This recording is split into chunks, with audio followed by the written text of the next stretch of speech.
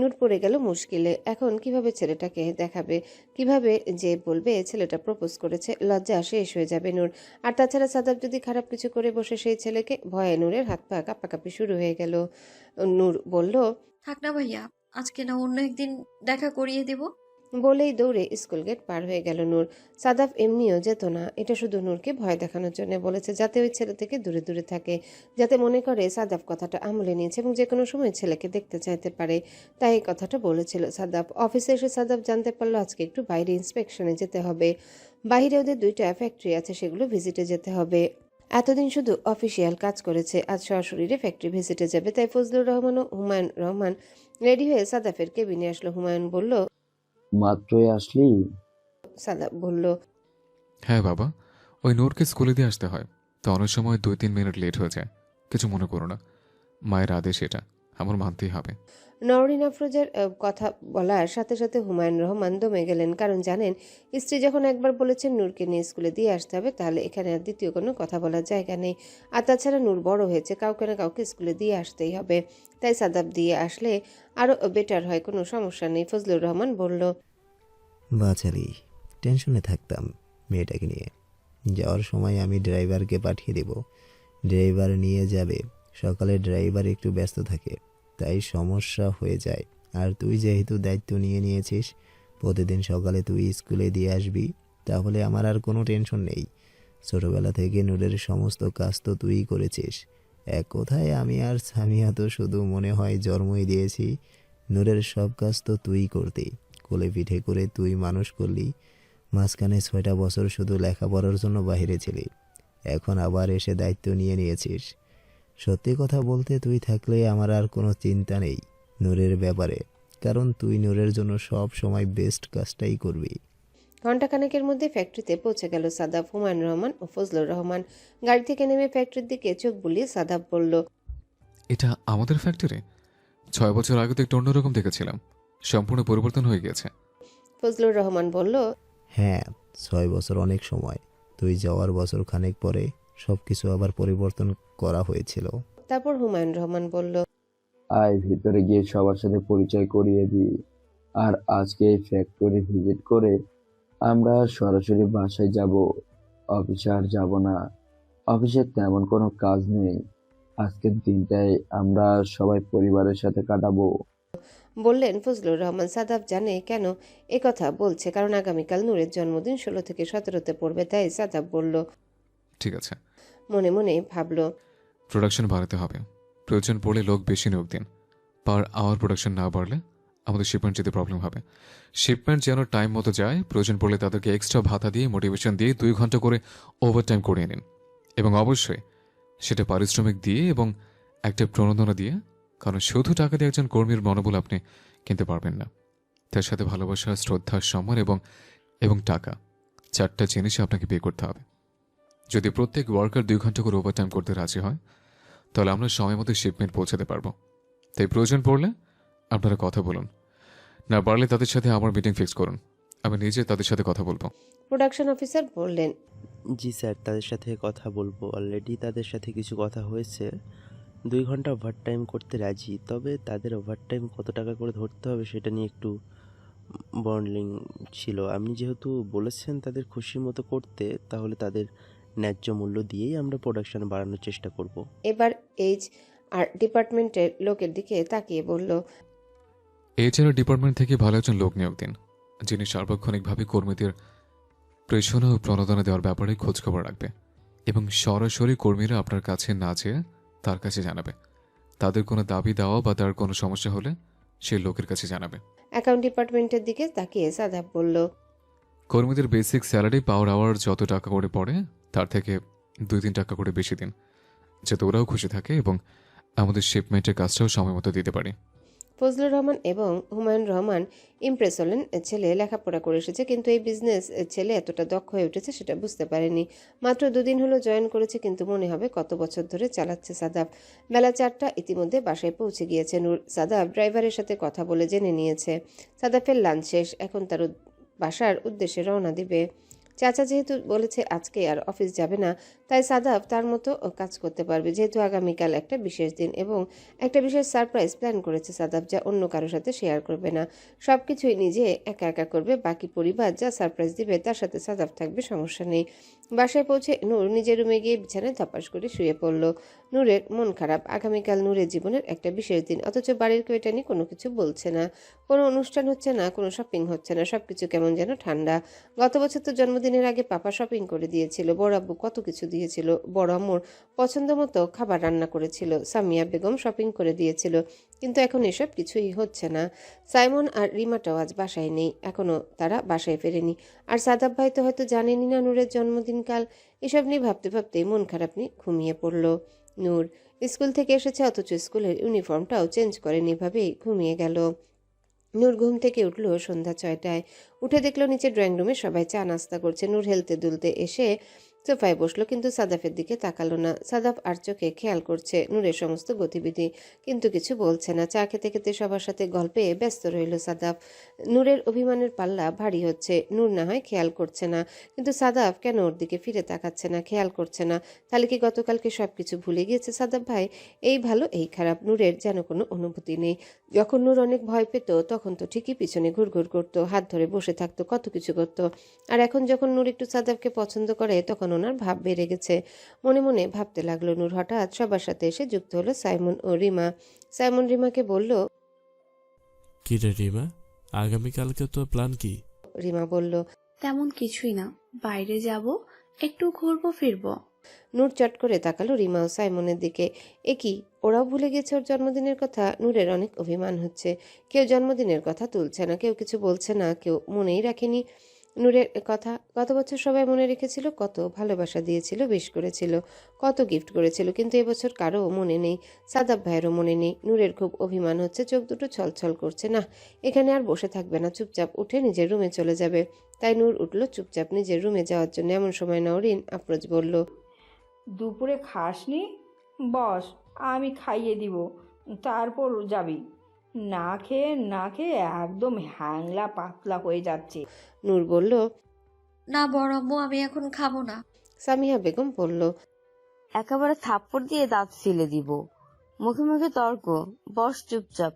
দুপুরে খেয়েছিস তুই, এখন খাবি না? সারাদিন না খেয়ে থাকবি?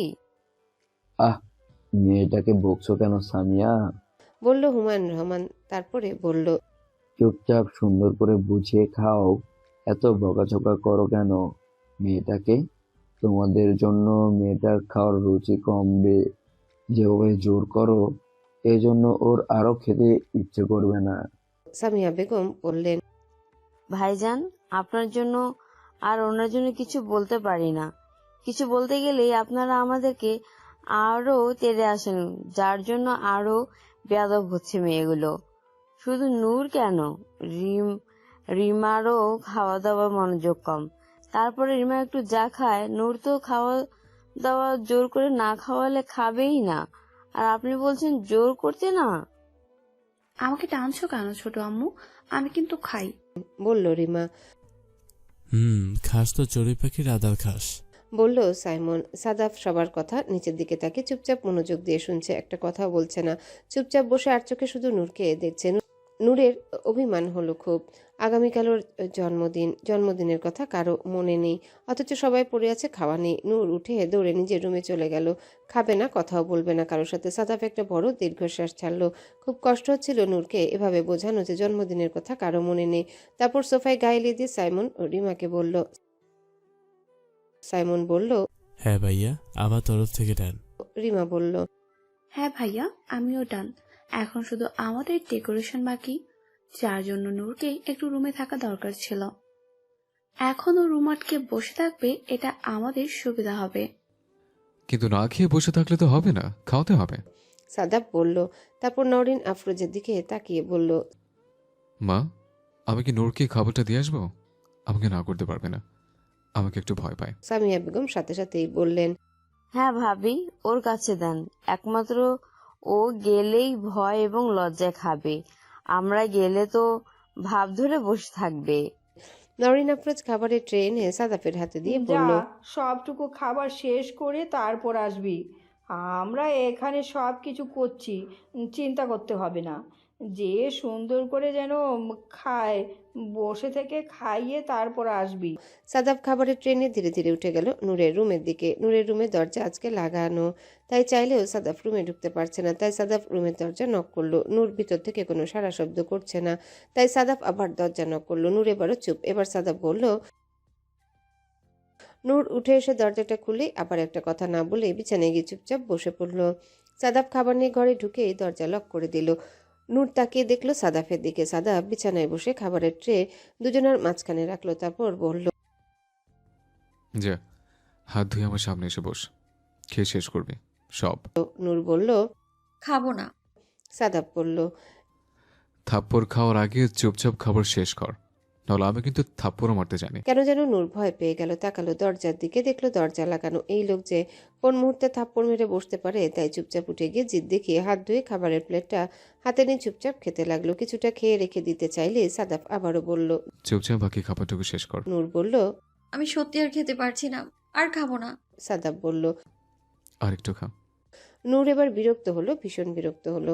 বিরক্ত নিয়ে খাবারটুকু শেষ করলো। সাদাব তাকিয়ে আছে নূরের দিকে। নূর হাত ধুয়ে এসে বলল, হয়েছে। কি হয়েছে, এমন করছিস কেন? বলল সাদাব। নূর বলল, কি করেছি? সাদাব বলল। জানিস না কি করেছিস? এত রাগ এত অভিমান কার জন্য? নূর বলল, কই না তো, আমি তো কারো উপরে রাগ অভিমান করিনি, আর আপনার উপরে রাগ করবো কেন? সাদাব নূরের দিকে তাকিয়ে মুচকি হাসলো, তারপর একটু কাছে এসে কানে কানে বলল, সেটাই তোকে জিজ্ঞেস করেছে, আমার উপরে এত রাগ এত অভিমান আসে কোত্থেকে তোর? কি আমার অধিকার আছে তোর আমার উপর যে এত রাগ আসে? উত্তর দে। নূর চুপ করে রইল। শুধুমাত্র চাচাতো ভাইয়ের জন্য যদি অভিমান আসে, তাহলে সাইমনের উপর আসলো না কেন, বা রিমার উপর আসলো না কেন, বা বাকি সবার উপর এত রাগ অভিমান কেন হলো না? শুধু সাদাফের উপরে কেন এত রাগ, কেন এত অভিমান? সাদাফ ধীরে ধীরে কিন্তু স্পষ্ট স্বরে বলল, নিজেকে প্রশ্ন কর নূর, শুধুমাত্র আমার উপরে কেন তোর এত অভিমান? অন্য কারো উপরে জমে না কেন? প্রশ্ন করে উত্তরটা আমাকে দিবি। বলেই খাবারের ট্রে নিয়ে বাইরে বের হয়ে গেল সাদাফ। নূর তাকিয়ে রইল সাদাফের যাওয়ার পানে। নিজেকে প্রশ্ন করল নূর, আসলে সাদাফের উপর কিসের এত অধিকার বা কিসের এত অভিমান জমে সব সময়? কেন সাদাফের উপর নূর প্রত্যাশা বেশি করে? নূর কি অবচেতন মনে সাদাফকে নিজের মনে করে? নূর কি নিজের অজান্তেই ভালোবেসে ফেলেছে সাদাফকে, যার কারণে সাদাফ থেকে প্রত্যাশা বেশি করে? নিজেকে নিজে প্রশ্ন করছে নূর, কিন্তু কোনো উত্তর পাচ্ছে না। সন্ধ্যা থেকে রুমে বসে রইল নূর, আর নিচে গেল না। রাত বাজে 10টা। নূরের খুব ঘুম পাচ্ছে, তবে সাদাফের করা প্রশ্ন ভাবতে ভাবতে নূর কখন ঘুমিয়ে গেল বলতেই পারে না। এদিকে সাদাফ সবাইকে বলে দিয়েছে 12টার সময় সবাই ছাদে চলে যাবে, সব প্রিপারেশন করবে। ঠিক 12টার দিকে সাদাফ নূরকে নিয়ে ছাদে আসবে, তাই সবাই সেই প্রিপারেশনের জন্য আগে থেকেই ছাদে গিয়ে বাকি কাজগুলো করে ফেলছে, যাতে নূর টের না পায়। খুব ধীরে সুস্থে সবাই কাজ করছে। এদিকে সাদাফ নূরের রুমের সামনে এসে দাঁড়িয়ে দেখতে লাগলো নূরের রুমের দরজাটা হালকা খোলা। দরজা একটু ফাঁক করে দেখলো নূর ঘুমাচ্ছে। নূরকে ঘুমন্ত অবস্থায় দেখার ভীষণ লোভ জাগলো সাদাফের, তাই রুমে ঢুকে দরজা লক করে নূরের সামনে এসে দাঁড়ালো। সাদাফ জানে সবাই এই মুহূর্তে ছাদে কাজ করছে, তাই কোনো সমস্যা হবে না। সাদাফ নূরের শিওরের পাশে এসে হাঁটু ভেঙে বসে নূরের মাথায় হাত বুলিয়ে দিতে লাগলো। মনে মনে ভাবলো, এত ছোট নষ্ট নূর, আমার অনুভূতি বুঝতে পারিস না কেন? ছোট্ট একটা প্রশ্ন করেছে, তার উত্তরও তো নিশ্চয়ই খুঁজে পাস না এখনো। হঠাৎ নূর নড়ে চড়ে উঠল, সাথে সাথে সাদাফের হাত ধরে বুকের মধ্যে নিয়ে নিল। সাদাফের হাত ঠিক নূরের বুকে স্পর্শ করে আছে। সাদাফের অস্বস্তি হচ্ছে, হাত সরাতে চাইলো। নূর আরো জোরে চেপে রাখলো নিজের স্পর্শকাতর স্থানে। সাদাফ ঘামছে, শরীর শিহরিত হচ্ছে। হঠাৎ টের পেল নূর বলছে, আপনি আমার সাথে আজকে সারাদিন অনেক খারাপ ব্যবহার করেছেন সাদাব ভাই। আপনার জন্য আমি একটু সেজেছিলাম, আপনি আমার দিকে ফিরেও তাকাননি, বরং আমাকে আরো উল্টাপাল্টা কথা বললেন। ঘুমন্ত অবস্থায় কথাগুলো ধীরে ধীরে বলছে নূর। সাদাফ একটু ঝুঁকে এসে কথাগুলো শোনার চেষ্টা করলো। নূর আবারও বলতে শুরু করলো। সাদাফ মুচকে এসে কথাগুলো শুনতে লাগলো কান খাড়া করে। নূর আমতা আমতা করে আবারও বলল, আপনি আমার কে হন সাদাব ভাই? আপনি আমার কি হন? আপনি আমার কাছে আসলে আমার এমন কেন লাগে? সাদাফ দুষ্টুমি করে জানতে চাইলো। কেমন লাগে নূর? নূর সাদাফের হাত আরো জোরে নিজের বুকের সাথে চেপে ধরে বলল। সুরসুরি লাগে। বলে সাদাফের হাত নিয়ে নূর ওপাশে ফিরল। হাত টান দিলে সময়ের আগে নূরের ঘুম ভেঙে যাবে, তাই সাদাফ বিছানায় উঠে আধাশোয়া হয়ে বসে রইল নূরের পাশে। সাদাফেরও কেমন সুরসুরি অনুভূতি হচ্ছে। নূর হাত ছাড়ছে না। সাদাফ ও নূরের সাথে শুয়ে রইল। নূরের সাদাফ স্পষ্ট অনুভব করছে সাদাফের হাত কাঁপতে লাগলো ধীরে ধীরে। এমন সময় একটা মেয়ের স্পর্শকাতর স্থানে হাত থাকা অবস্থায় একটা পুরুষ মানুষের পক্ষে কতটুকু অস্বস্তিকর এবং যন্ত্রণাদায়ক তা কেবল টের পাচ্ছে সাদাফ। 12টা বাজতে 15 মিনিট বাকি আছে। এখন নূরকে জাগাতে হবে, কিন্তু নূরকে কিভাবে জাগাবে? সাফাদের নিজেরই তো অবস্থা খারাপ। সাফাদের কপাল ঘেমে চুয়ে চুয়ে ঘাম পড়ছে, হাত অস্বাভাবিকভাবে কাঁপছে। সাফাদ বুঝলো আর এভাবে থাকা যাচ্ছে না, তাই নূরকে হালকা করে একটু ডাকলো। নূর, ঘুম থেকে ওঠ। নূর, নূর। পরের বার ডাকটি একটু হালকা জোরে হয়। নূর চোখ খুলে ঘুম ভেঙে গেল। ঘুম ভেঙে সাফাতকে এত কাছে দেখে প্রথমে ভয় পেয়ে গেল নূর। তারপর খেয়াল করলো সাফাদের হাত নূর জাপটে ধরে আছে। সাথে সাথে হাতটা ছাড়িয়ে দিয়ে নিজে ঠিক হয়ে বসে বলল, আপনি এখানে এত রাতে? সাফাত বলল। জরুরি কাজ আছে, একটু ছাদে আয়। নূর বলল। কি কাজ? সাফাত বলল। জরুরি কাজ, গেলে দেখতে পারবি, তাড়াতাড়ি একটু আয়। বলেই নূরের হাত ধরে ছাদের উদ্দেশ্যে রওনা দিল সাফাত। নূর বলল, ছাড়ুন, যাচ্ছি তো। সাফাত বলল, না, আমার সাথে আয়। আর দেরি করা যাবে না, তাড়াতাড়ি। ছাদের কাছে গিয়ে দেখলো নূর ঘুটঘুটে অন্ধকার। সাফাদের নূরের দিকে তাকিয়ে বলল, এরকম অন্ধকার কেন ছাদ? আর আমাকে এইখানে কেন নিয়ে এসছেন এত রাতে? এখানে কি কাজ? আপনি আবার দুপুরে জন্য আমাকে মারবেন না তো? সাফাত অবাক হয়ে তাকালো নূরের দিকে, তারপর বলল, হ্যাঁ, মারবো, আজকে মেরে ফেলবো ছাদে নিয়ে। মনে মনে বলল। হাতারাম একটা। ছাদে পা রাখতেই হঠাৎ করে ছাদে সবগুলো লাইট জ্বলে উঠল। ফেরি লাইটস গুলো অন হয়ে গেল। পুরো ছাদ আলোকসজ্জায় সজ্জিত। বেলুন, ক্যান্ডেল লাইট, ফেরি লাইট, ফুল দিয়ে পুরো ছাদ এত সুন্দর করে সাজানো হয়েছে। নূর দেখে অবাক হয়ে গেল। ওর এই 16 বছরের জন্মদিনে কখনো এরকম হয়নি। 17তম জন্মদিন যেন আসলেই অদ্ভুত। সারাদিন মন খারাপ করেছিল, অথচ রাতে এসে দেখছে ওর জন্য কত আয়োজন, যা কখনো দেখেনি নূর। এই বছরের জন্মদিনটা আসলে অনেক স্পেশাল মনে হচ্ছে নূরের কাছে। কারণটা কি সাফাত ভাই? হয়তো সাফাত ভাই, মনে মনে ভাবল নূর। আচ্ছা, সাফাত ভাই যে প্রশ্নটা করেছে তার উত্তর কি নূর এখনো জানে? নূর মনে মনে ভাবল। নূরের ভাবনার মাঝে সবাই সারপ্রাইজ বলে একসাথে নূরের সামনে এসে নূরকে চমকে দিল। নূর একে একে তাকিয়ে দেখলো সবাই কত সুন্দর করে রেডি হয়ে ওকে উইশ করছে। হঠাৎ করে নিজের দিকে তাকালো নূর, দেখলো ঘরে রাতে শোয়ার পোশাক পরে রয়েছে এখনো। সাথে দৃষ্টি ঘুরিয়ে সাফাতের দিকে তাকালো। এক বুক রাগ জমা হলো সাফাতের উপর। আজকে ওর জন্মদিন, সবাই কত সুন্দর করে সাজুগুজু করে ওকে উইশ করছে, অথচ ওর জন্মদিন ওকে এইভাবে নিয়ে এসেছে সাফাত জোর করে। সাফাত চোখ দিয়ে ইশারা করলো, ঠিক আছে, কোনো সমস্যা নেই। নূর সাফাতের কথা চুপচাপ শুনে সামনে এগিয়ে গেল। হুমায়ুন রহমান এগিয়ে এসে বলল, হ্যাপি বার্থডে মামুনি, এই নাও তোমার বার্থডে গিফট। পরে ফজলুর রহমান, সামিহা বেগম এবং নওরিন আফরোজ এসে তাদের গিফট নূরের হাতে ধরিয়ে দিল। নূর এত গিফট হাতে রাখতে পারছে না, টেবিলে রাখলো। এরপর আসলো সাইমন এবং রিমা। নূর তাকিয়ে আছে সাফাতের দিকে, কিন্তু সাফাদের হাতে কোনো গিফট নেই। সাফাদের এমন একটা ভাব যেন কিছুই হয়নি। নূরের মন খারাপ হয়ে গেল। সবাই ওকে গিফট করলো, কিন্তু সাফাত কোনো গিফট করলো না। সবাই বলল, আসো কেক কাটবো। নূর এগিয়ে গেল কেকের দিকে। কেক কেটে সবাইকে একটু একটু করে খাওয়ালো, কিন্তু সাফাত দূরে দাঁড়িয়ে রইল, কাছে আসলো না। কেক কাটা হয়ে গেলে সবাই একে একে নূরকে কেক খাইয়ে উইশ করলো। কিছুক্ষণ পর সবাই নিচে নেমে এলো। ঠিক হলো কালকে সবাই বেড়াতে যাবে এবং দুপুরে লাঞ্চ বাইরে করবে। নূর খুশি হলো, অনেক দিন হলো বাইরে বেড়াতে যায় না, কিন্তু ভিতরে ভিতরে মন খারাপ। সাফাত ওর জন্য কোনো উপহার নিয়ে আসেনি। নূর নিজের রুমে চলে এসে দরজা চাপিয়ে দিল। ভেতরে ঢুকেই নূর অবাক হয়ে গেল। অনেকগুলো বক্স, সাথে ফুল, কয়েকটা চকলেট, টেডি বিয়ার, কয়েকটা পুতুল, আরো কত কি। এগুলো কে রাখলো এখানে? এগুলো তো এখানে ছিল না। নূর একে একে সবগুলো গিফট খুলে দেখতে লাগলো। একটা জায়গায় দেখতে পেল 16টা প্যাকেট। প্রত্যেকটা প্যাকেট খুলে খুলে দেখলো নূর। প্রত্যেকটা বার্থডেতে, জন্মদিনের জন্য গিফট কেনা ছিল, শুধু দেওয়া হয়নি। সুন্দর করে কার্ড লেখা আছে প্রত্যেক জন্মদিনে। সেই বয়স, সেই অনুভূতি অনুযায়ী কিছু একটা লেখা ছিল নূরের জন্য। প্রত্যেকটা কার্ডে নূরের জন্মদিন এবং বয়স উল্লেখ করে উইশ করা আছে, তবে কোথাও এক ফোঁটা রোমান্টিক কিছু বলা নেই। নূর হতাশ হলো, মন খারাপ হলো। বান্ধবীদের দেখেছে ওদের বয়ফ্রেন্ডরা যখন জন্মদিনে উইশ করেছে, কত সুন্দর রোমান্টিক কথা লিখে উইশ করেছে। নূরের জন্মদিনের কার্ডগুলো শুধুমাত্র হ্যাপি বার্থডে, পঞ্চদশী কন্যা, হ্যাপি বার্থডে, ষোড়শী কন্যা লেখা। এগুলো কোনো উইশ করা হলো? কোনো রোমান্টিক কথাই নেই এতে। নূর চুপচাপ গিফটগুলো দেখতে লাগলো।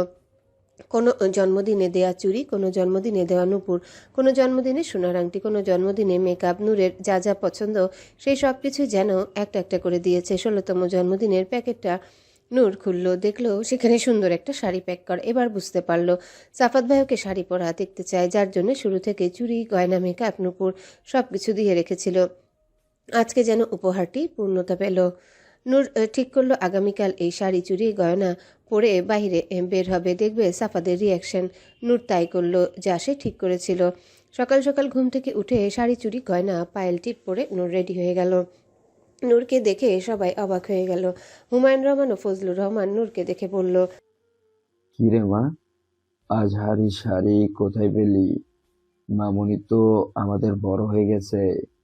নরিন আফরোজ ও সামিহা বেগম বললেন, তাই তো দেখছি ভাবি, এটা শাড়ি কোথায় পেলি রে?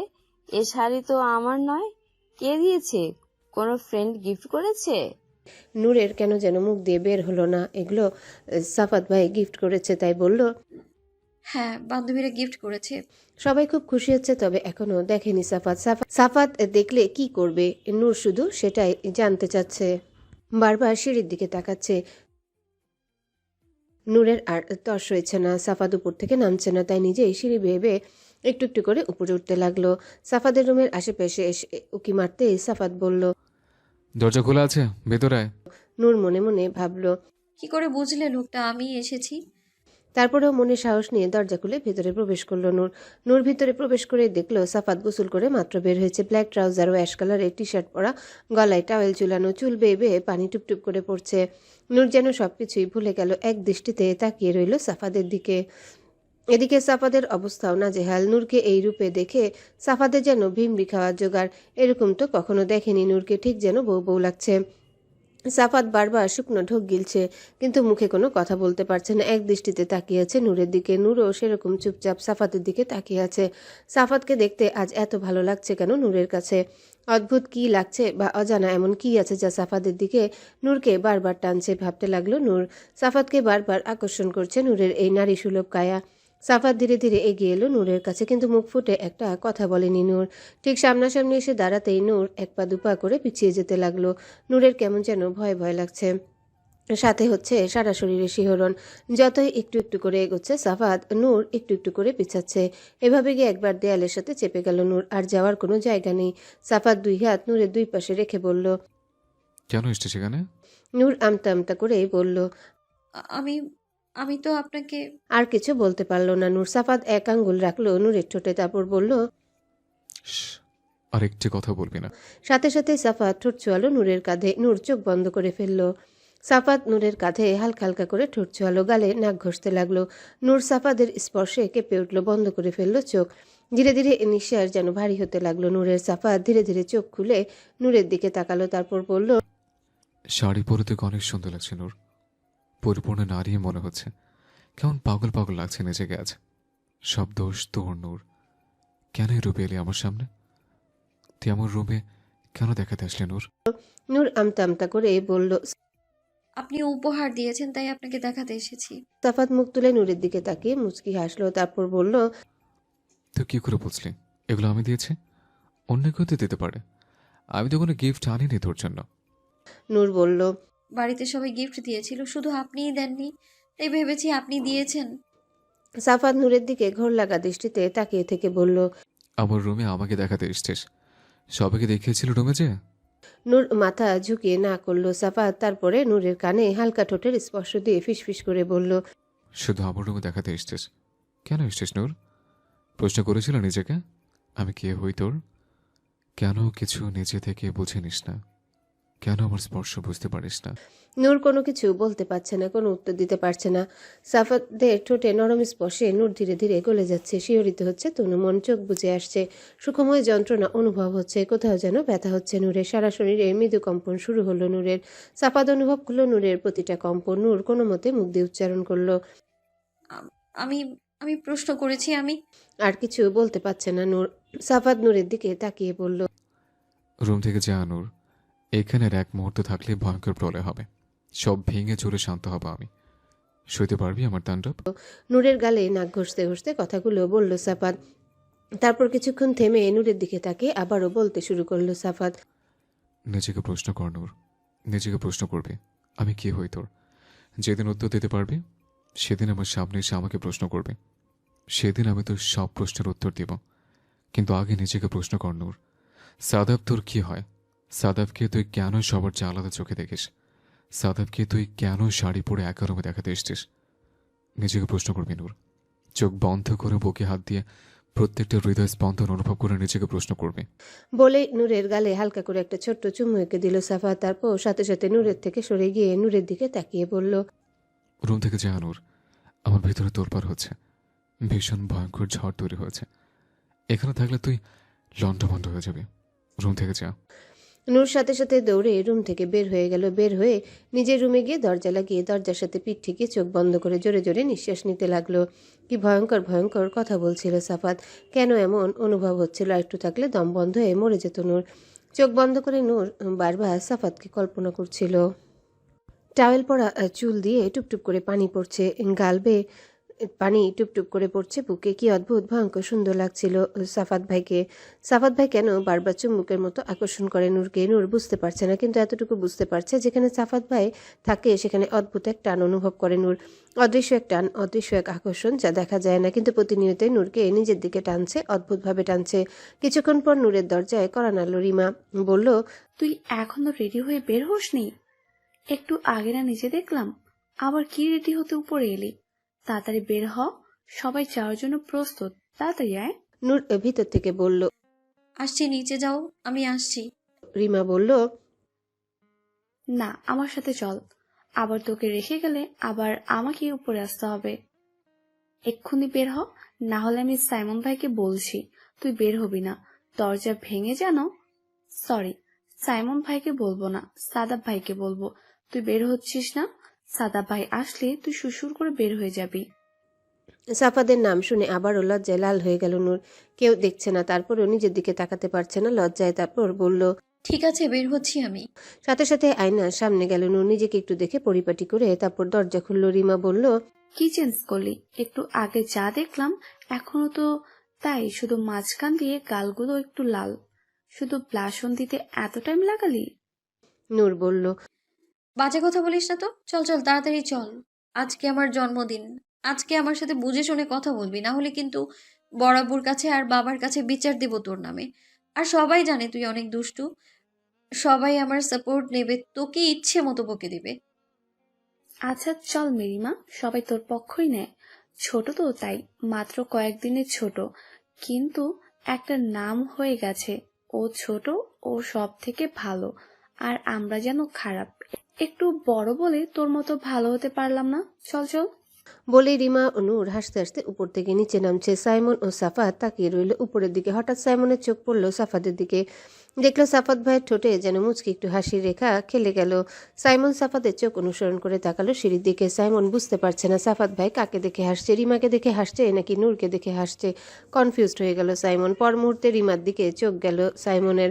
দেখলো আজ রিমাকে অদ্ভুত সুন্দর লাগছে। পরক্ষণে ভাবলো, সুন্দর আর এই ডাইনি, ছি, আমার রুচি এত খারাপ হলো কি করে? তারপর নিজের বোনের দিকে তাকালো। মনে মনে ভাবলো, আসলে সাফাত ভাই কাকে দেখে হাসছে, আর হাসলই বা কেন? নূর বের হলো সবার শেষে রিমার সাথে। বাইরে বের হয়ে দেখলো দুটো গাড়ি রেডি। একটি গাড়িতে যাবে ফজলুর রহমান, হুমায়ুন রহমান, নওরিন আফরোজ ও সামিহা বেগম। আরেকটি গাড়িতে যাবে রিমা, নূর, সাফাত ও সাইমন। সাফাত গাড়িতে ঢুকে ড্রাইভিং সিটে বসলো। পাশে বসলো সাইমন, পিছনে বসলো নূর ও রিমা। সাফাত লুকিং গ্লাসে একবার আর চোখে নূরকে দেখলো। এই প্রথম শাড়ি পরা নূরকে দেখে সাফাতের ভিতরে যে তোলপাড় সৃষ্টি হয়েছিল তা নিয়ন্ত্রণ করতে সাফাতের অনেক বেগ পেতে হয়েছে। শুধুমাত্র সাফাত বলতে পারবে কোন আগুনে জ্বলছিল সাফাত। যে আগুন বাইরে থেকে দেখাও যায় না, যে আগুন পানি দিয়ে নিভানো যায় না, দাও দাও করে জ্বলছিল সাফাদের ভিতরে। আরেকটু হলে হয়তো ভিতরে জ্বলে পুড়ে অঙ্গার হয়ে যেত সাফাদের। সবাই গাড়িতে উঠে বসলে ড্রাইভ করা শুরু করলো। সাফাত ধীরে ধীরে এগিয়ে চলল নিজেদের গন্তব্যের উদ্দেশ্যে। আজকে যাবে একটা রেস্টুরেন্টে, সেখানে ওরা লাঞ্চ করবে এবং বিকালে একটু বেড়াতে যাবে বাইরে। তবে আশেপাশে কোথাও, খুব বেশি একটা দূরে যাবে না, যেহেতু রাতের মধ্যে ব্যাক করতে হবে। সিদ্ধান্ত হয়েছিল শপিং করবে। পরে নূর জানিয়েছে শপিং তো পরের দিনও করতে পারবে, কিন্তু নূর আজকে জন্মদিন উপলক্ষে বিভিন্ন জায়গায় ঘুরতে চায়, দূরে কোথাও যেতে চায়। কারণ এত বড় বয়সে নূরের আর রিমার দূরে কোথাও বেড়াতে যাওয়া হয়নি। ছেলেরা তো নিজেরা যেতে পারে, কিন্তু ওরা কারোর সাথে যেতে পারে না, তাই চুপচাপ ঘরমুখ হয়ে বসে থাকতে হয়। তাই ও বড় আব্বুর ও বাবার কাছে বায়না ধরেছে আজকে ওরা ঢাকার বাইরে দূরে কোথাও গ্রাম্য পরিবেশে, নিরিবিলি পরিবেশে একটু বেড়াতে যাবে। লাঞ্চ শেষ করে ওরা সবাই চলে আসলো গাজীপুর চন্দ্রা শালনা নামক একটা জায়গায়। একটা সুন্দর নিরিবিলি পরিবেশের রিসোর্ট আছে সেখানে। সারাদিন আজ এখানেই পার করবে, সন্ধ্যা নাগাদ ফিরে যাবে। হুমায়ুন রহমান, ফজলুর রহমান, সামিহা বেগম ও নওরিন আফরোজ চলে গেলেন রিসোর্টের মালিক, যে কিনা হুমায়ুন রহমানের বন্ধু, তার সাথে গল্প করতে। বাচ্চাদের রেখে গেলেন। তোমরা তোমাদের মতো ঘোরাফেরা করো, মজা করো। বলেই তারা চারজন চলে গেলেন রিসোর্টের উপরের দিকে পার্সোনাল একটা কামরায়। এদিকে সাইমন, রিমা, নুরু, সাদাব দাঁড়িয়ে রইল। সাইমন বলল, ভাইয়া চলো আমরা আশেপাশে কোথাও ঘুরতে বের হই। রিসোর্টের বাইরে প্রাকৃতিক পরিবেশটা খুব সুন্দর, ছবি তুললে খুব সুন্দর ছবি আসবে। আর তাছাড়া আজকে ওরা শাড়ি পরেছে, ওদের ছবি তো অনেক সুন্দর আসবে। দিনটি স্মরণীয় হয়ে থাকবে নূরের জন্য। সাথে সাথে রিমা বলল, হ্যাঁ হ্যাঁ ভাইয়া চলো প্লিজ, আজকে আমরা শাড়ি পরেছি, আজকে আমরা খুব সুন্দর করে ছবি তুলবো। সাথে সাথে সাদাব তাকালো নূরের দিকে। নূর কোনো কথা বলছে না, চুপচাপ নিচের দিকে তাকিয়ে আছে। সাফাত বুঝতে পারলো নূরেরও ইচ্ছা আছে যাওয়ার, তাই বলল, ঠিক আছে চল। বলেই গাড়ির চাবিটা সাইমনের দিকে দিয়ে বলল। গাড়ির মধ্যে ক্যামেরা আছে, নিয়ে আয়। বলেই সাফাত সামনের দিকে হাঁটতে শুরু করলো। রিমা আর নূর পিছনে পিছনে যাচ্ছে। সাইমন গেল ক্যামেরা আনতে গাড়ির কাছে। তবে চারজন হাঁটতে হাঁটতে একটু সামনে গিয়ে পৌঁছাতে দেখতে পেল একটা ঘাট বাঁধানো পুকুর, যেখানে একটা নৌকা বাঁধা আছে। নূর সাথে সাথেই বলে উঠল, আমি নৌকায় গিয়ে ছবি তুলবো। রিমাও বলল। হ্যাঁ হ্যাঁ চল চল, দুজন নৌকায় বসে ছবি তুলবো। সাইমন ক্যামেরাটা সাদাফের দিকে দিয়ে বলল, এটা হচ্ছে বাহানা, জায়গা দেখার নাম করে দূরে গিয়ে একটু সিগারেট খাবে। ওর সিগারেট খাওয়ার অনেক নেশা উঠে গিয়েছে। একটু দূরে গিয়ে সিগারেট ধরালো সাইমন। এখান থেকে ওদেরকে দেখা গেল নূর বা রিমাদের ওইখান থেকে, বা সাফাত ভাইয়ের এখান থেকে সাইমনকে দেখা যাবে না। তাই নিচু হয়ে সিগারেট খেতে লাগলো। এদিকে সাফাত ক্যামেরার লেন্স দিয়ে বারবার নূরকে দেখছে। নূর বিভিন্নভাবে ছবি তুলছে রিমা আর নূরের। নূর একটু একটু লজ্জা পাচ্ছে, সাফাত বুঝতে পারছে। ক্যামেরা দিয়ে যখন নূরকে দেখছিল, সাফাতের মুখ আপনা আপনি একটু হাসির মৃদু রেখা খেলে গেল। কেমন যেন লাগছে নূরকে, কখনো এই রূপে নূরকে দেখেনি। যখন নূরের জন্য শাড়ি, চুড়ি, পায়েল গহনা কিনেছিল তখন কল্পনা করেছিল, কিন্তু আজ নূরে যে রূপ দেখতে পেল তা যেন কল্পনারও অতীত। সাফাত বুঝতে পারেনি নূরকে কখনো শাড়ি পরায় এতটা মোহনীয় লাগবে। সাফাত এক দৃষ্টিতে তাকিয়ে রইল ক্যামেরার দিকে। ওই দিক থেকে রিমা আর নূর চিৎকার করে যাচ্ছে, ছবি তোলা হয়েছে, আমরা কি পোজ চেঞ্জ করব? কিন্তু সাফাদের যেন সেদিকে কোনো খেয়াল নেই। সাফাত জুম করে নূরকে দেখায় ব্যস্ত। হঠাৎ সাফাদের ভ্রুজোড়া কুচকে গেল কিছু একটা দেখে। সাফাত আরও একটু জুম করে দেখলো, দেখেই নূরের দিকে তাকালো। তারপর দ্রুত পায়ে হেঁটে গিয়ে রিমাকে বলল, যা তো, সাইমনকে একটু ডেকে নিয়ে আয়। রিমার সাথে সাথে সাইমনকে ডাকার জন্য গেলে সাফাত চলে আসলো নূরের কাছে নৌকায়। নূর সাফাতকে এরকম দেখে কিছু বলছে না, এমনকি লজ্জায় সাফাতের দিকে তাকাতেও পারছে না। সাফাত কিছুক্ষণ ভাবলো কিভাবে বলবে, তারপর নূরের দিকে তাকিয়ে বলল, নূর কাছে আয়। নূর অবাক হয়ে গেল, এরকম একটা জায়গায় কাছে কেন ডাকছে। নূর শুকনো ঢোক গিলতে লাগলো, হাতের আঙ্গুল দিয়ে আরেক হাতের আঙ্গুল খুঁড়তে লাগলো। সাফাত বলল, সময় নেই নূর, কাছে আয় জলদি, ওরা চলে আসবে, তাড়াতাড়ি কাছে আয়। নূর আমতা আমতা করে মাত্র মুখ খুলবে জিজ্ঞাসা করার জন্যে কেন, তার আগে সাফাত নিজেই কাছে চলে আসলো নূরের কাছে। তারপর সাথে সাথে হাত দিয়ে দিল নূরের ব্লাউজের নিচের অংশে, যেখানে ইনারের একটা অংশ দেখা যাচ্ছে। সাথে সাথে ব্লাউজ টান দিয়ে একটু নামিয়ে দিল এবং ইনারটা একটু ভিতরে দিয়ে দিল। সাফাদের এমন স্পর্শকাতর স্পর্শে নূর কেঁপে উঠল, চোখ বন্ধ করে ফেললো। সাথে সাথে সাফাত একটু ঝুঁকে এসে বলল, এই কালার ব্লাউজের সাথে কেউ এই কালার ইনার পরে? পরে কিছু একটা ভেবে বলল, ও, এর আগে তো তুই কখনো শাড়ি পরিসনি, তাই হয়তো এর সাথে ম্যাচিং করে তোর কিছু কেনা নেই। এখন থেকে তাহলে আমি যখনই তোকে শাড়ি গিফট করব, সাথে সাথে সব কিছু ম্যাচিং করে কিনে দেব। আর সেফটি পিন কোথায়? সেফটি পিন দে, এটা ব্লাউজের সাথে সেট করে দিতে হবে, নাহলে বারবার বের হয়ে থাকবে। আমার একদম পছন্দ না নূর, আবার জিনিস অন্য কেউ দেখবে।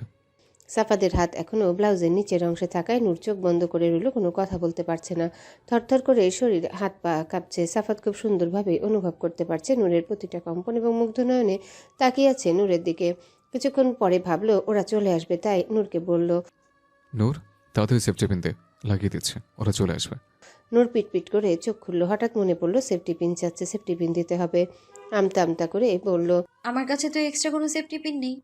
সাফাত কিছু একটা ভাবলো, ভেবে বলল, শাড়ির কুচিতে লাগিয়েছিস, কুচি থেকে খোল। নূর কাপা কাপা কণ্ঠে বলল, আমি একা কি করে খুলবো? আমাকে তো রিমা লাগিয়ে দিয়েছিল। বলল সাফাত। নূরকে সুন্দর করে দাঁড় করিয়ে দিয়ে হাঁটু ভেঙে নূরের শাড়ির কাছে বসে কাপা কাপা হাতে নূরের শাড়ির কুচিতে হাত রাখলো। নূর সাথে সাথে চোখ বন্ধ করে ফেললো। সাফা কুচি থেকে সেফটি পিন খুলতে লাগলো। সাফাদের এমন কাণ্ডে এবং স্পর্শে নূর বারবার শিহরিত হচ্ছে। মনের মধ্যে অজানা ভয় এবং আশঙ্কা জেঁকে ধরেছে নূরকে। কোনো এমন সময় এরকম বারবার অন্য কেউ আসলে তো নূরের ভিতরে এরকম তোলপাড় শুরু হয়ে যায় না? বারবার সাফাত ভাইয়ের স্পর্শে কেন নূরের ভিতর সবকিছু জ্বলে পুড়ে নিঃশেষ হয়ে যায়? মনে হচ্ছে কোথাও কেউ আগুন জ্বালিয়ে দিচ্ছে। নূর সেই আগুনের দহনে প্রতিনিয়তই জ্বলছে। এদিকে সাফাদের অবস্থাও নাজেহাল। এমন একটা জায়গায় হাত দিয়ে সেফটি পিন খুলতে হচ্ছে সাফাদের, হাতও কাঁপছে। কখনো এমন হয়নি সাফাদের। নূরকে অনেক ভালোবাসে, ভীষণ ভালোবাসে, কিন্তু এমনভাবে কখনো স্পর্শ করা হয়নি নূরকে। চুমু খেয়েছে কিন্তু কখনো স্পর্শে ধরতে গিয়ে হাত পা কেঁপে ওঠেনি সাফাদের। আজ কাঁপছে, ভীষণ কাঁপছে। সাফাত কোনো মতে উঠে দাঁড়ালো, দাঁড়িয়ে সেফটি পিনটা হাতে নিয়ে আবার ব্লাউজের সেই নিচের অংশ ধরে ইনারের সাথে সেট করে দিল। তারপর নূরের কাছাকাছি কানের কাছে ঝুঁকে কাঁপা কাঁপা কণ্ঠে সাফাত বলল, এখন থেকে নিজে এসব খেয়াল রাখবি, অন্য কাউকে যেন খেয়াল করতে না হয়। বড় হয়েছিস, সবকিছু দেখে খেয়াল করে তারপর বের হবে। যা আমার তা শুধু আমি দেখব নূর, অন্য কেউ এদিকে নজর দিবে দেখবে, তা আমি একদম সহ্য করব না। নূর চোখ বন্ধ রাখা অবস্থায় দাঁত দিয়ে ঠোঁট কামড়ে ধরল। কী সব বলছে সাফাত ভাই? এসব শুনে নূরের ভিতর সবকিছু কেঁপে কেঁপে উঠছে। কেন বারবার এরকম হয়? সাফাত ভাইয়ের প্রত্যেকটা কথায় নূরের কেন শিহরিত হয়? কেন মনে হয় শির দ্বারা বেয়ে শীতল কোনো ঝর্ণা স্রোত নেমে যাচ্ছে? এক ভীষণ যন্ত্রণা, সুখময় যন্ত্রণা। নূর অনুভব করতে পারছে সাফাত ভাইকে ভাবতে গিয়ে যে যন্ত্রণা অনুভব হয়, সেই যন্ত্রণার মধ্যেও সুখ খুঁজে পায় নূর। ভাবতে ভালো লাগে, ভীষণ ভালো লাগে। সাফাত আরেকটু ঝুঁকে সে নূরের কানে কানে বলল, আর শোন, এরপর থেকে শাড়ি পরলে শুধুমাত্র আমার সামনে পরবি। এরপর যখন শাড়ি পরবি, সেই শাড়ি আমি নিজের হাতে খুলব, মনে যেন থাকে। তাই তার আগে পর্যন্ত শাড়ি পরা নিষিদ্ধ তোর জন্য। কথাটা বলেই সাফাত আবার নিজের জায়গায় ফিরে এলো। ক্যামেরা হাতে নিয়ে দাঁড়িয়ে বাকি ছবিগুলো দেখতে লাগলো। এর মধ্যে হেঁটে হেঁটে চলে আসছে রিমা ও সাইমন। দুজনের মধ্যে লেগে গেছে ঝগড়া। রিমা ওইখানে যে দেখে সাইমন সিগারেট খাচ্ছে। সাইমন সিগারেট খাচ্ছে, এটা কেন খাচ্ছে এখানে এসে জানতে চাইলো। আগে জানতো না, তাই দুজনের মধ্যে ঝগড়া লাগছিল। রিমা বলল, সাদাব ভাইকে বলে দিব সাইমন সিগারেট খায়।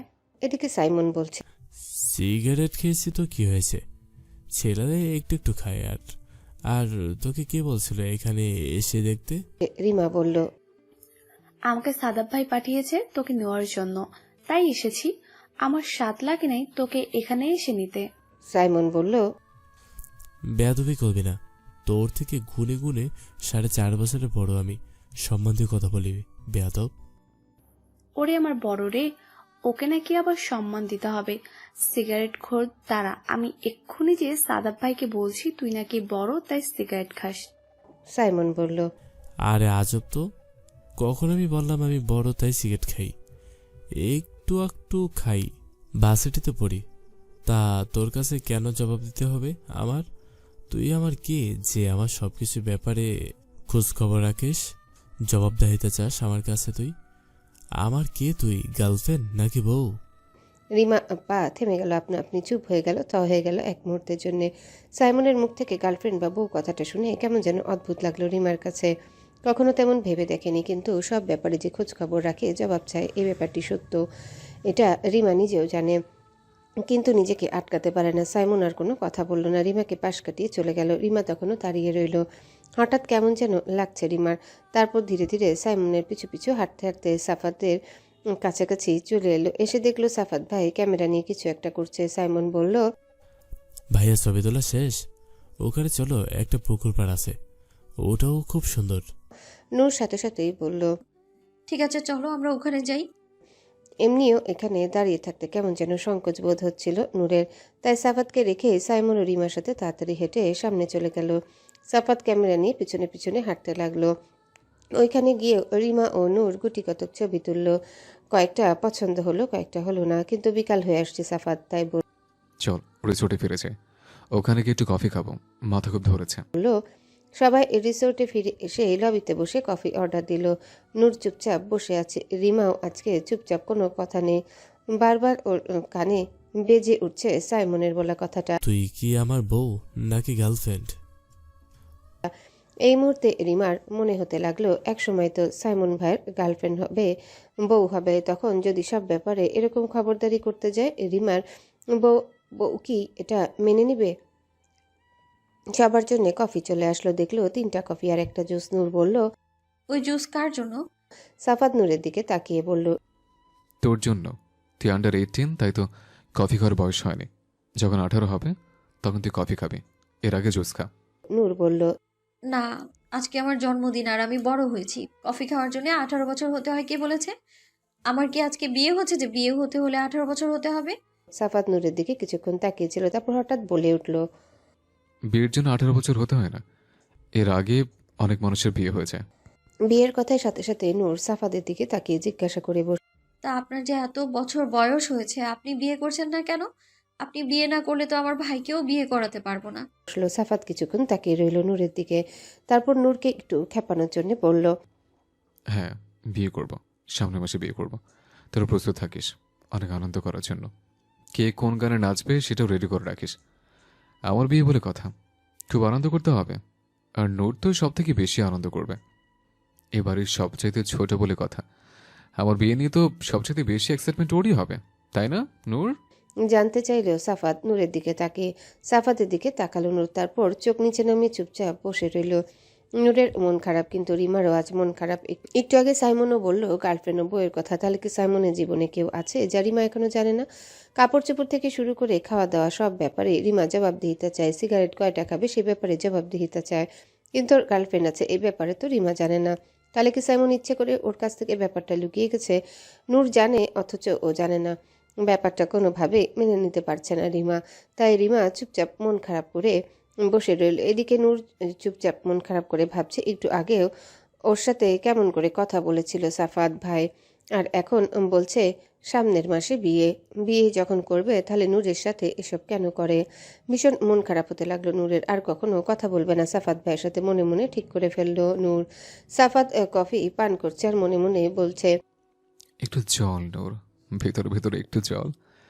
তোকে আমি কিছু প্রশ্ন করেছিলাম, যার উত্তর তুই আমাকে দেওয়া তো দূরের কথা, নিজে থেকে উত্তর খুঁজে পাচ্ছিস না। এখন আমি চাই দিন রাত তুই চলবে আর নিজেকে নিজে প্রশ্ন করবে, কেন আমি সবার থেকে আলাদা? আমার প্রতি তুই কি অনুভব করিস? নিজে থেকে উত্তর খুঁজে বের কর। এদিকে সাফাত ও সাইমন মনের সুখে কফি পান করছে। সাফাত মনের সুখে কারণ নূরকে খেপিয়েছে, জানে নূর ভিতরে ভিতরে জ্বলছে, আর সাইমন কোনো কিছু না বুঝে রিমার ভিতরে কি চলছে না চলছে কিছুই জানে না। ও এমনি এমনি মনের খুশিতে কফি পান করছে। এদিকে রিসোর্টের উপরে পার্সোনাল কামরায় বসে আড্ডা মারছে হুমায়ুনুর রহমান, ফজলুর রহমান, নওরিন আফরোজ, সামিহা বেগম এবং এই রিসোর্টের মালিক অর্থাৎ হুমায়ুনুর রহমানের ছোটবেলার বন্ধু করিম মোল্লা। মোল্লা নামটা নিয়ে ছোটবেলা থেকে ভীষণ খ্যাপাতো হুমায়ুন রহমান।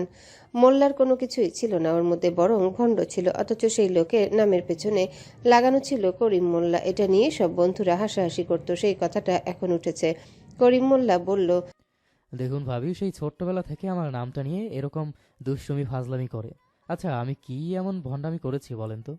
যাকে ভালোবেসেছি তাকেই বিয়ে করেছি, সব সময় এক নারীতে আসক্ত ছিলাম, তাহলে আমি ভণ্ড কিভাবে হলাম?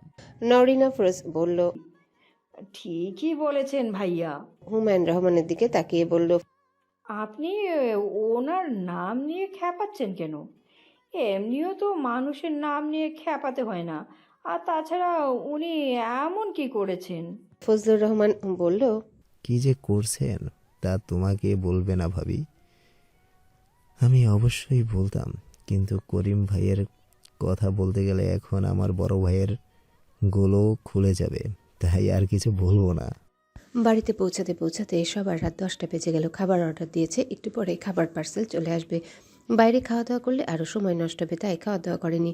এদিকে রিমা এবং নূর দুজনেরই মন খারাপ, কারণ জানাই, কিন্তু নওরিন আফরোজ পুরো গাড়িতে চুপচাপ রয়েছে, তেলে বেগুনে জ্বলে আছে। হুমায়ুন রহমান ভয়ে কিছু বলতে পারছে না। আসলেই খুলে গিয়েছে, ভার্সিটি লাইফে কোন কোন মেয়ের সাথে একটু টাঙ্কি মারতে চেয়েছিল সবকিছু বলে দিয়েছে বন্ধু করিম মোল্লা। এগুলো শোনার পর থেকে চোখে চোখে বুঝাচ্ছে বাড়ি চলো, খবর আছে। হুমায়ুন রহমান আসলেই ভয় পাচ্ছে। বিবাহিত জীবনের এত বছর পার হয়ে গেল, বউকে এভাবে রাগ করতে দেখিনি। আজ কি নাকি শুনলো সেই ভার্সিটি লাইফের কথা, সেগুলো শুনে বউ তেলে বেগুনে চলে আছে। ফজলুর রহমান মনে মনে হাসতে চাইছিল না ভাইয়ের পোল খুলতে, কিন্তু ভাবি জোর করায় কিছু কথা বলতে গিয়ে করিমুল্লা যে শুরু হলো তাকে আর থামানো গেল না। সামিহা বেগম রাগ করে রয়েছে স্বামী ফজলুর রহমানের উপর, কেন বলতে গেল শুধু শুধু ভাবির মন খারাপ হলো। রাগ করে রয়েছে, আল্লাহ জানে বাসায় গেলে কি হবে। রাত 10টা, ডিনারের টেবিলে সবাই একত্রে বসেছে।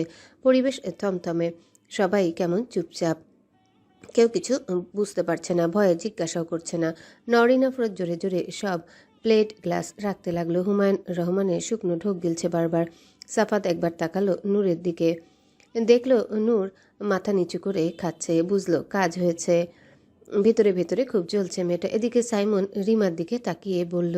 তরকারিটা একটু দিয়ে তো রিমা।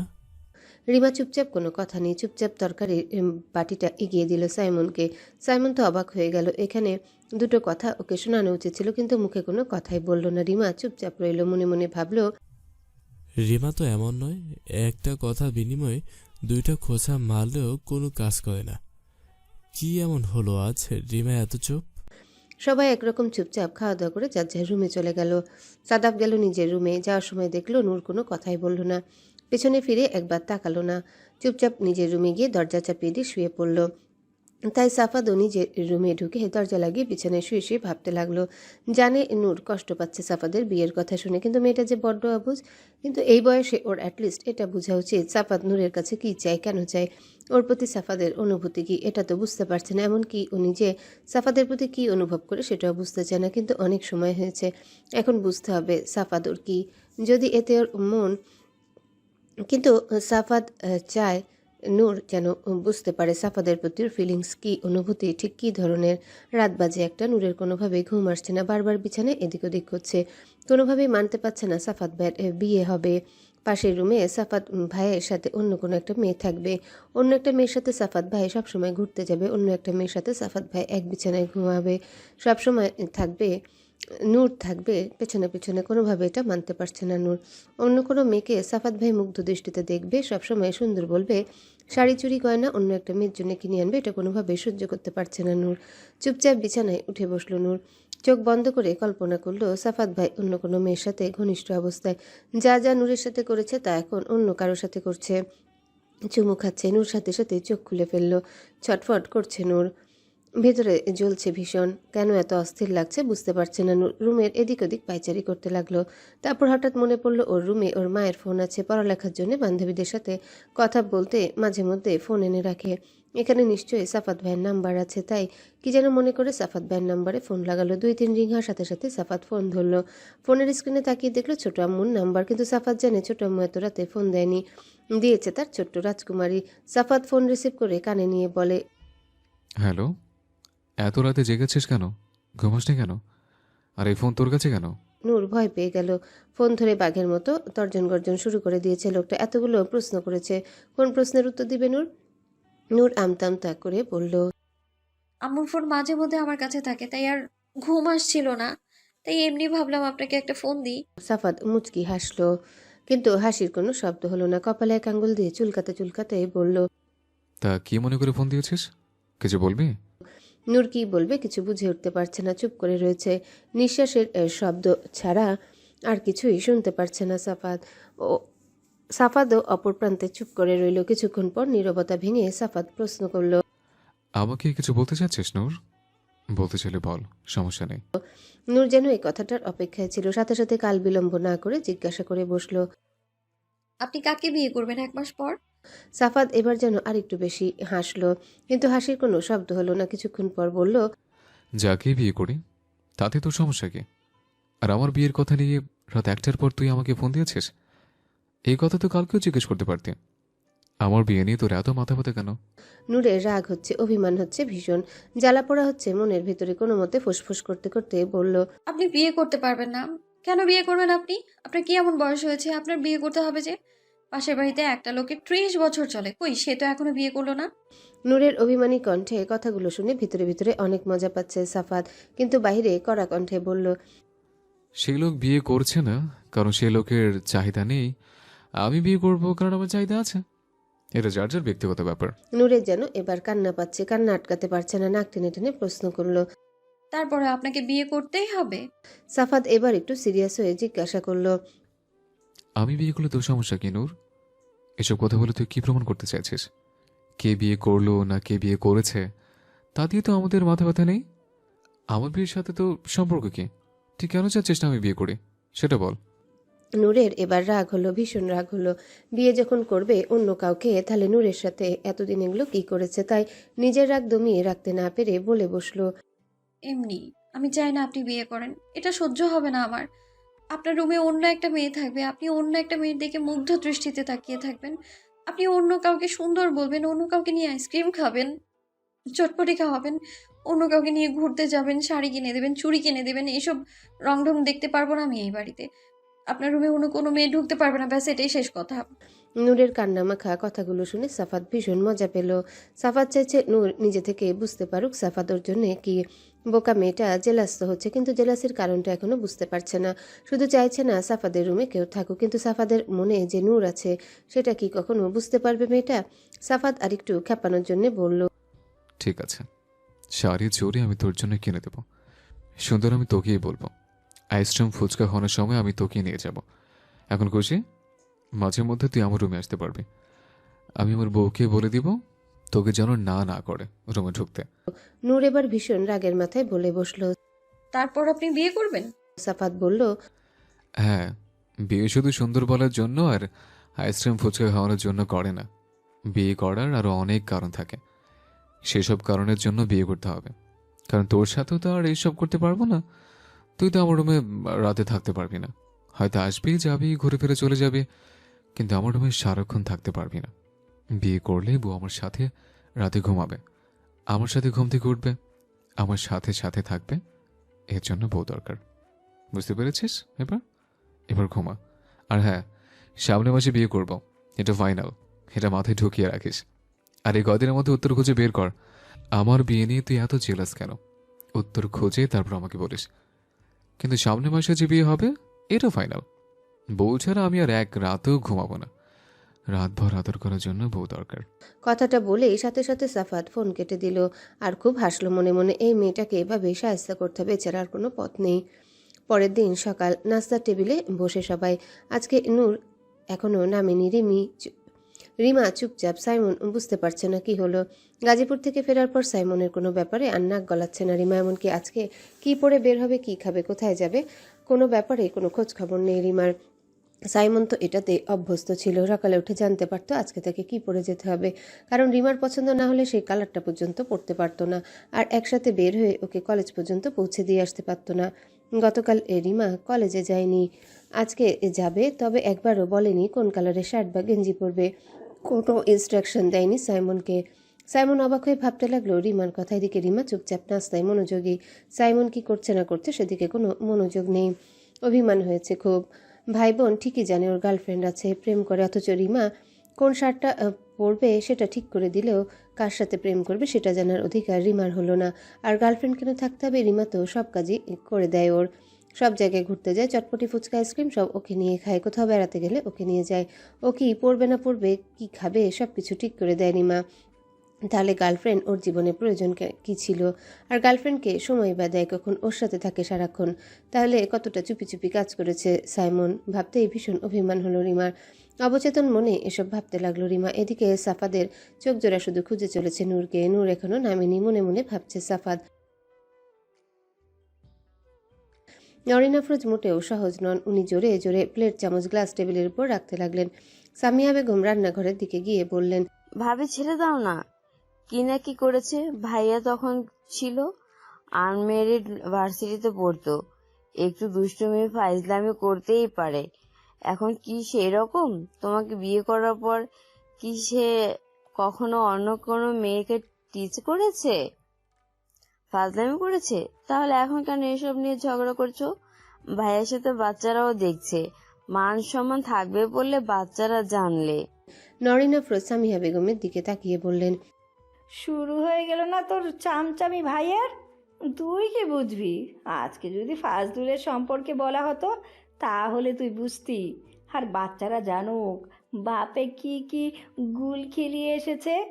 আর ওনার সম্পর্কে, ওনার এই রঙ্গলীলা সম্পর্কে আমার আর একজনের কাছ থেকে কেন জানতে হবে? হ্যাঁ, বিয়ের প্রথম দিনেই তো বলতে পারতো যে আমি এরকম এরকম করেছি, এরকম এরকম হয়েছে, তাহলে আর মানুষের কাছ থেকে আমার শুনতে হতো না। আমি তো কত গর্ব নিয়ে বুক ফুলিয়ে বলে বেড়াতাম আমার হাজবেন্ড শুধুমাত্র আমাকেই ভালোবাসে, জীবনে আর অন্য কোনো মেয়ের দিকে তাকিয়েও দেখিনি। এখন তো দেখছি বান্ধবীর নাম করে ইনামিনা ডিকা তার জীবনে কম ছিল না।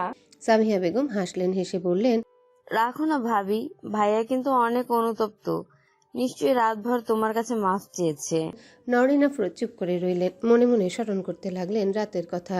রাতে ঘরে ঢুকে আমতা আমতা করে হুমায়ুন রহমান বলেছিলেন, নরিন প্লিজ, ওইসব তো এখন ভার্সিটি ছিলাম, 20-21 বছর বয়স ছিল, তখন কি করছিস না করছি সেটা নিয়ে সংসারে গ্যাঞ্জাম করলে চলবে না।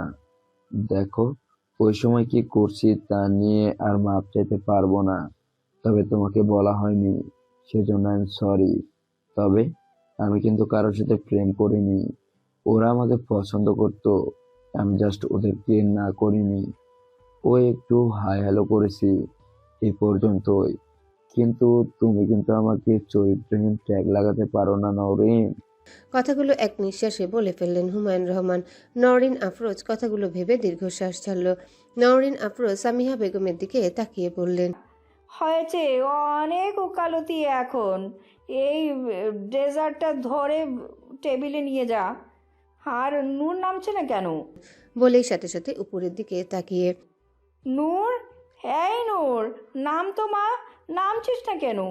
তোকে তো আমি সকালে ঘুম থেকে উঠিয়ে এলাম, এখন তো তুই ঘুমাচ্ছিস না। তাড়াতাড়ি নাম। জোরে জোরে বলতে বলতে টেবিলের কাছে চলে আসলেন নওরিন আফরোজ। এসে হুমায়রা রহমানের দিকে তাকিয়ে ঠোঁট ভেঙচি কেটে সবাইকে ডেজার্ট সার্ভ করতে লাগলো। তারপর আবারও উপরের দিকে তাকিয়ে বলল, নূর, নামছিস না কেন? তাড়াতাড়ি নাম মা, দেরি হয়ে যাচ্ছে। সাফাত চলে যাবে তো, নার্সটাকে তাড়াতাড়ি স্কুলে যেতে হবে তো, আয়। নূর চুপচাপ সিঁড়ি বেয়ে নামছিল, কারো দিকে তাকায়নি, চুপচাপ এসে টেবিলে বসে হালকা একটু নাস্তা করে বসে রইল। সাফাত তাকিয়ে তাকিয়ে দেখলো সবকিছুই, মাথা তুলে তাকাচ্ছে না পর্যন্ত। অভিমান মনে হয় একটু বেশি হয়ে গেছে, কিন্তু এটা ওর প্রাপ্য। ওর বুঝতে হবে ওর মন কি চায়।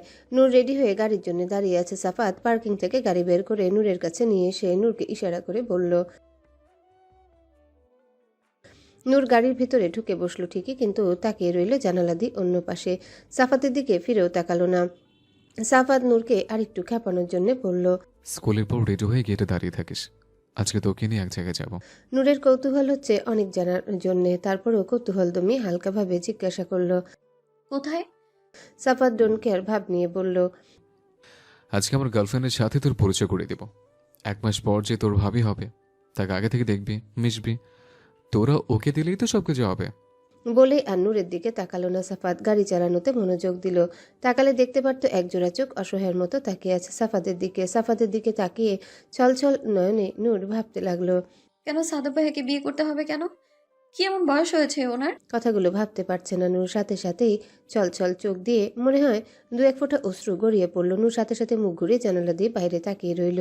কিছুক্ষণের মধ্যে স্কুলে চলে আসলে নূর সাফাদের সাথে আর কোনো কথা বলল না। দরজা খুলে বের হয়ে হনহনিয়ে চলে গেল স্কুলের ভিতর। সাফাত তাকিয়ে দেখলো নূরের যাওয়া, লুকিং গ্লাস দিয়ে দেখছিল নূরের চোখ থেকে পানি পড়ছে, কিন্তু সাফাত আগ বাড়িয়ে তা মুছতে যায়নি বা কিছু বলেনি। নূরকে বোঝাতে হবে নূর মনে মনে কি চায়, সাফাতের প্রতি নূরের অনুভূতি কেমন, নিজে থেকে এসে বলতে হবে নূর কি চায়, কেন অন্যান্য কাজিনদের মতো সাফাতকে দেখে না, সাফাতকে ভালোবাসে, এটা নূরের নিজের মুখে স্বীকার করতে হবে। লাঞ্চ আওয়ারে সাফাত অফিসে বসে বসে ভাবছিল স্কুল জীবনে বান্ধবীর কথা। খুব সুন্দরী ছিল, হঠাৎ করে ওর কথা মনে পড়ল। যদিও ওর সাথে শুধুমাত্র বন্ধুত্ব এবং সাবা এখন বিবাহিত, তবে সেটা তো নূর জানে না।